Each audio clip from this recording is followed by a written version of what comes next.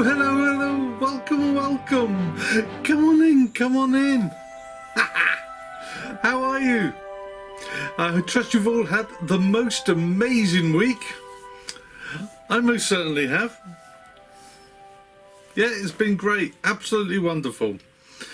I got to see many of my grandchildren, and I've had caught up with many of my friends in South Wales. It's been amazing.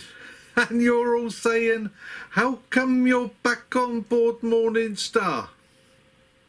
Well, to be honest with you, I'm pre-recording this before I go, but I just know that I'm going to have the most amazing time down there. And it's a bit cheeky, but never mind. Okie dokie then. Right, this week's vlog. Wow, this week I'm actually within the National Waterways Museum at Ellesmere Port. And I'm going to take a little walk round and tell you something about it. It's well worth the visit, and if you're ever in that direction, then please do call along. They've got a nice little cafe there, but obviously that wasn't open when I was there because of the lockdown restrictions. But we will go and have a lovely little walk then, shall we? Ready? Come on then. So before we go into the Waterways Museum proper, we are now moored up in the Basin, and here's a quick look around. Buildings in front of you, well, beyond that is the Manchester Ship Canal, and this is the Holiday Inn, Ellesmere Port.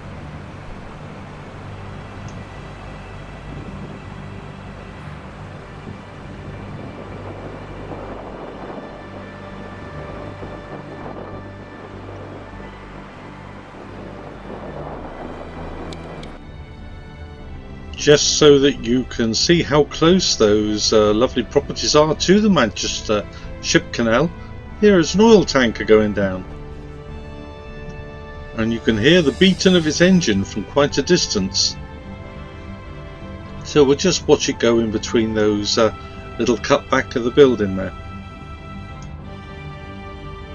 You can find the Ellesmere Port Waterways Museum at the northern edge of the Shropshire Union Canal, where it meets the Manchester Ship Canal.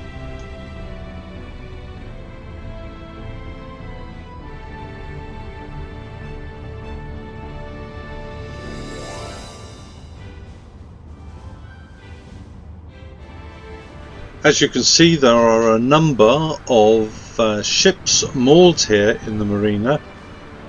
I assume that they will be under restoration at some point. My disappointment though is that there are still a large number of sunken craft. Now I understand that they sink them in order that the fresh water protects them, but they have a lot of space up above, actually in the museum, where they would be better sunk, I would think. They could then put proper moorings down here with proper mooring rings so that people can actually get in and moor up properly. The museum site occupies the former Narrowboat port, designed by Thomas Telford under the direction of William Jessup, for the ill-fated Ellesmere Canal. This proposed waterway was planned to carry commercial traffic from the River Mersey to the River Severn and back again. Sadly, the historic buildings are all that remain of the inland port that transferred goods and cargo from narrowboats onto the river craft. The northern section of the canal was built as a contour canal in 1797 and connected the Narrowboat port to the Chester Canal. It was hoped that the profits from this canal would fund the rest of the work required to build the Ellesmere Canal. However, by 1805, work had stalled because of rising costs and the failure to generate expected income from boat traffic. There are many craft set up with access to them so that you can in fact climb onto and aboard them. Although I don't think I'd be happy enough to climb up that tower that was depicted earlier, and it certainly brings back memories of Fred Dibner. Here we can see Morning Star and John and Angela's boat, Estrella, with Gary Phillips's Chuggabug moored up behind.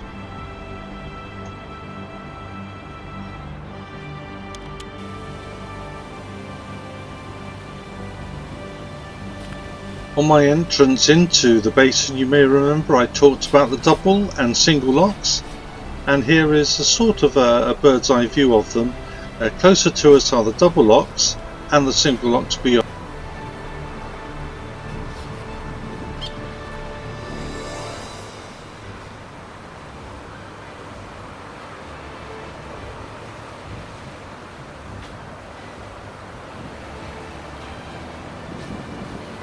The buildings you can see in the distance are all part of the National Waterways Museum here at Ellesmere Port. So back to the present, and here we get to another view of some of the many boats that you can look at and many of the warehouses you can walk into. Incidentally, the National Waterways Museum at Ellesmere Port is open Thursdays to Sundays, and well worth a visit. The museum itself was founded at the disused port in the 1970s and later renamed the Boat Museum. Until 2012, the National Waterways Museum at Ellesmere Port was run by the Waterways Trust, which is now part of the Canal and River Trust, following Heritage Lottery funding. As I previously mentioned, the opening hours on Thursday to Sunday are from 10 AM to 4 PM, with tickets costing £9.75 for adult, £6 for children, under 5s free, although you can get a £25 family ticket. The good news is that with these tickets you can come back as many times as you like over the year.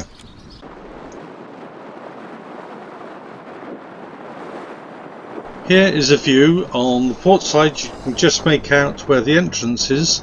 This is the basin at the top of the locks and some more warehousing. It is through this basin that you actually enter through to drop down the locks into the basin at the bottom. Incidentally, you can just make out the car park there. There are some 48-hour moorings for boaters there too.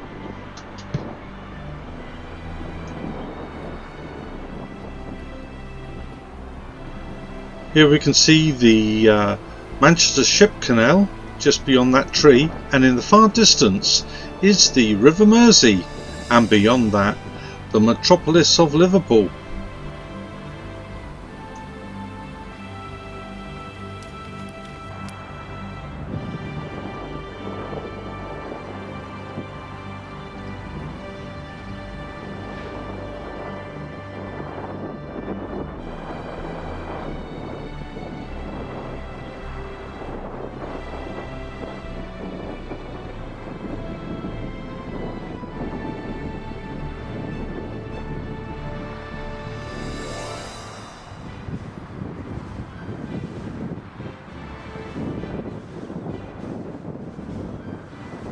A great picture here of another dockside crane used to lift goods from the working boats.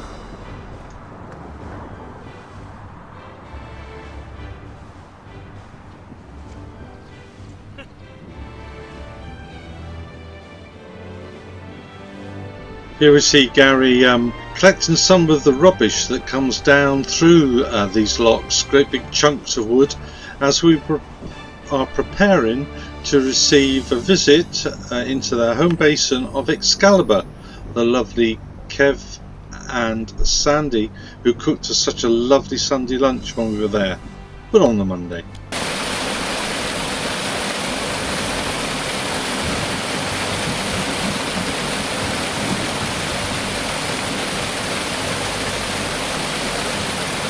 I should just mention that boat trips are available when the museum is opened from just outside the museum cafe.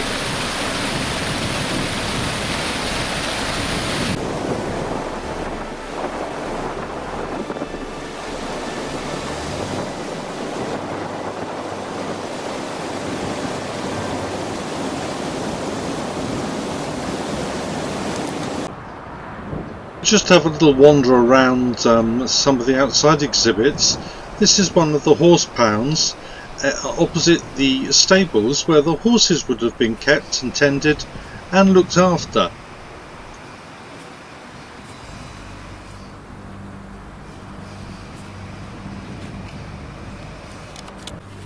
And here we are looking into the inside of one of those stables from the doorway.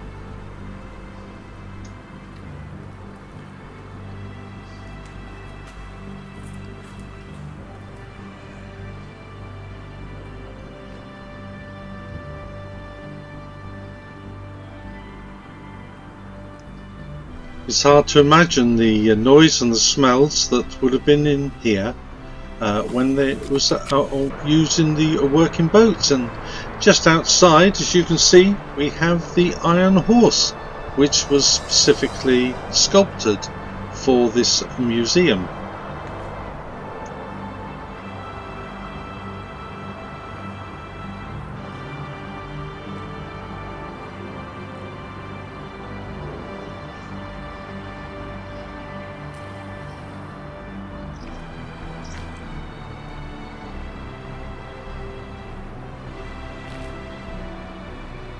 There are lots of places to sit down and take a break, and for the most part it's all wheelchair friendly as well. Here we go, another look at the iron horse. Beautiful, beautiful workmanship on that.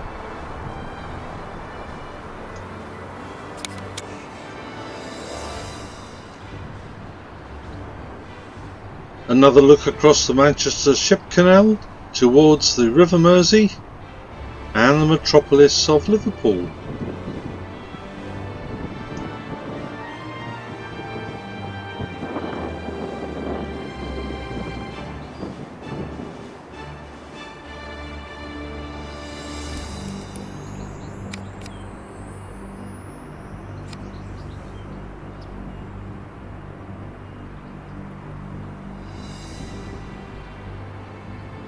Here we see the slipway that goes down to the Manchester Ship Canal, and it was here that all the boats were hauled up by a massive steel cable attached to a steam engine.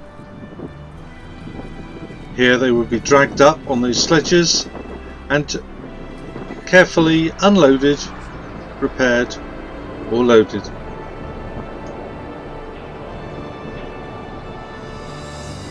And here we can see a couple of those cables and the winches in position. Sadly, due to COVID restrictions, I was unable to go into the buildings. But just to round off our visit, here is Narrowboat Excalibur coming into the top lock of the narrow channel, and we'll just watch them descend.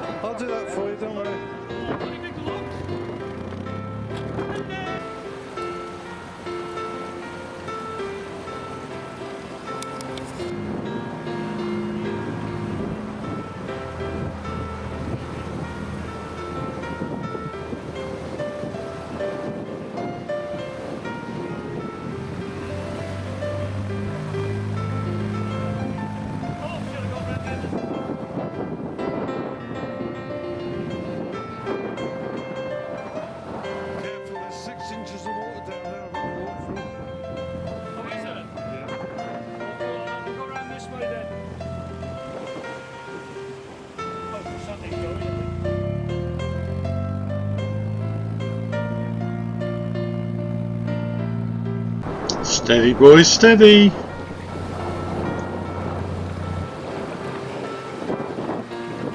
This is Jake.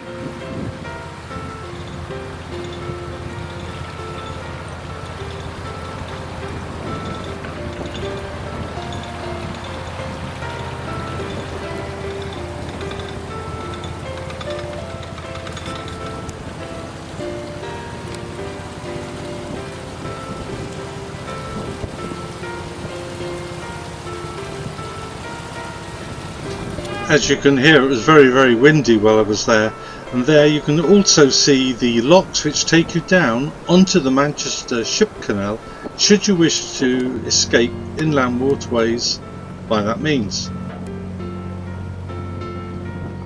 Here's Excalibur now exiting the bottom lock.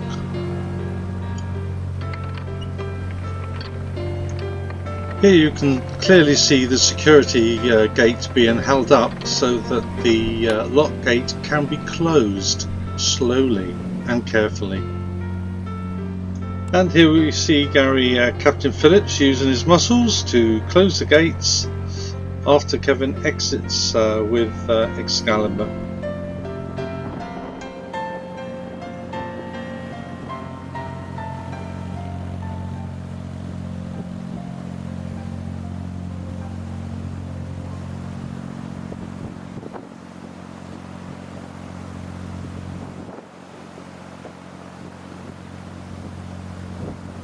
Also in this picture you can see a swan. Now this is a very territorial swan, and if you have the misfortune to come across it, be prepared to run fast in the opposite direction.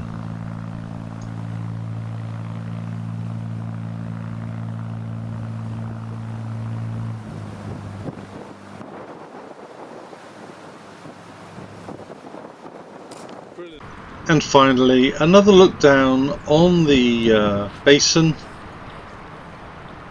just before we prepared to leave on our homeward journey.